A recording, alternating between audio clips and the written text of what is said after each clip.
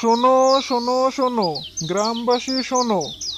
জঙ্গলের ওই পশুটাকে যে ব্যক্তি জীবিত অথবা মৃত ধরে আনতে পারবে, মহারাজ তাকে তার রাজ্যের অর্ধেক লিখে দিবেন, আর তার একমাত্র সুকন্যাকে ওই ব্যক্তির সঙ্গে বিবাহ দিবেন। তোমরা যারা এই কাজ করতে পারবে তাদের জন্য এই সুপুরস্কার রয়েছে।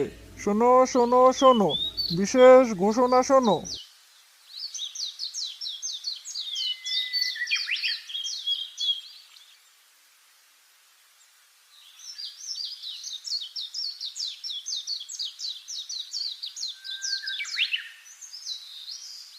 শোন মদন, তুই থাক, আমি রাজামশাইকে সুখবরটা দিয়ে আসি।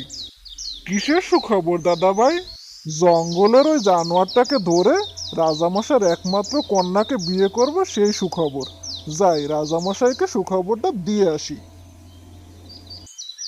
হায় আল্লাহ, এর লোভ কোনোদিন গেল না। আল্লাহই জানে কি হবে এর।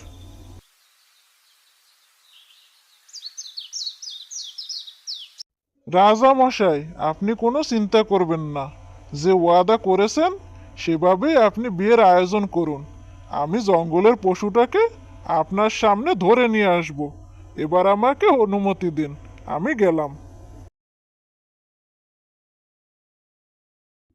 বাবা, বাবা শুনেছো? দাদা ভাই রাজামশাইয়ের কাছে গিয়েছেন, তার মেয়েকে বিয়ে করবেন। জঙ্গলের ওই জানোয়ারটাকে ধরে তার মেয়েকে বিয়ে করবে বলে পাগল হয়ে গিয়েছেন। কি বলবো এই মাথা মোটাটাকে, বল তুই বাবা। আমি তো ওকে নিয়ে আর পারছি না। তুমি আমাকে অনুমতি দিলে বাবা, আমি যাব জঙ্গলে ওই পশুটাকে ধরতে।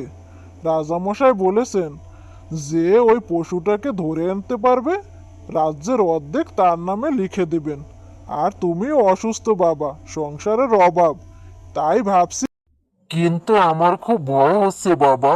তোর যদি আবার কিছু হয়ে যায় তাহলে আমার কি হবে বাবা? তুমি শুধু আমার জন্য দোয়া করো বাবা। জীবনে এভাবে গরিব হয়ে বেঁচে থাকার থেকে একটা ঝুঁকি তো নিয়ে দেখি, যা হয়। ঠিক আছে বাবা, তুই যখন যেতেই চাচ্ছিস, আমার দোয়া সব সময় তোর সঙ্গে আছে। সব সময় আল্লাহর উপর ভরসা করবি। আল্লাহ তোর সহায় আছে। যা বাবা, সাবধানে যাস। ঠিক আছে বাবা, আমি তাহলে আসি এখন।